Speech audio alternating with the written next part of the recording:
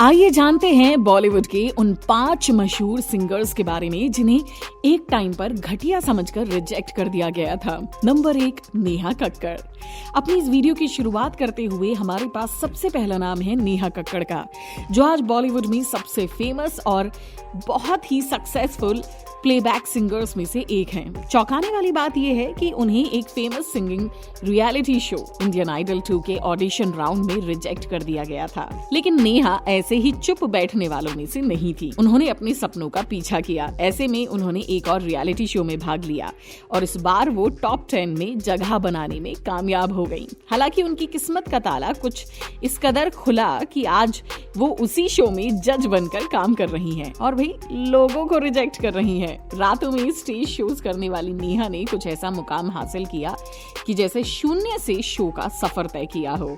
आज लोग उनकी मिसालें देते हैं।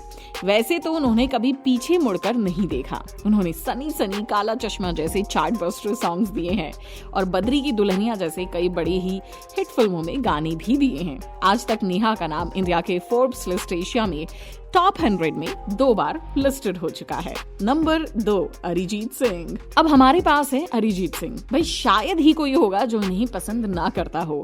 अरिजीत सिंह का जन्म जियागंज, मुर्शिदाबाद, पश्चिम बंगाल में हुआ था, जिन्होंने एक TV reality show fame Gurukul में एक कंटेस्टेंट के तौर पर सिंगिंग में अपनी यात्रा शुरू की।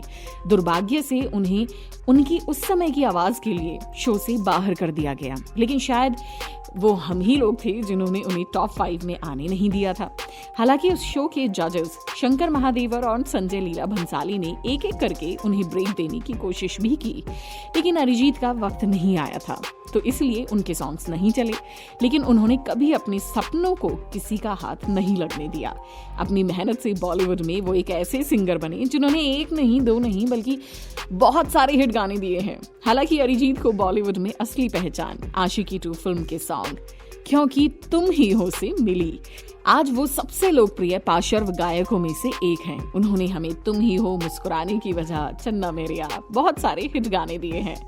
नंबर 3, मोनाली ठाकुर। आगे बढ़ते हुए हमारे पास नाम है मोनाली ठाकुर का, जिन्होंने बॉलीवुड का हिट नंबर जरा टच मी और ख्वाब देखे झूठे मूठे जैसे सॉन्ग्स गाए हैं, जिन्हें एक Indian idol reality show season 2 में पहले ऑडियंस ने टॉप 10 की लिस्ट में शामिल किया था, लेकिन बाद में बाहर कर दिया। वो बनी रही, लेकिन उन्होंने संगीत में अपनी यात्रा को कंटिन्यू रखा। अपनी सिंगिंग के दम पर सोनाली ने नेशनल अवार्ड तक अपने नाम कर लिया, जिसमें सॉन्ग था मोह मोह के धागे। आज वो मोह मोह के धागे, सवार लूं और बद्री की दुल्हनिया जैसे कुछ फेमस गानों के लिए जानी जाती हैं, जिनके गाने आज सभी लोग पसंद करते हैं। साथ ही आपको बता दूं कि मोनाली ठाकुर सिंगर के अलावा एक डांसर और एक्ट्रेस भी हैं। नंबर 4, श्रेया घोषाल। श्रेया ने अपनी शुरुआत की थी जी टीवी के शो सारे गामा पा से 2000 में, लेकिन दिलचस्प बात यह है कि उन्हें एक सिंगिंग रियलिटी शो के ऑडिशन स्टेज पर रिजेक्ट कर दिया गया था।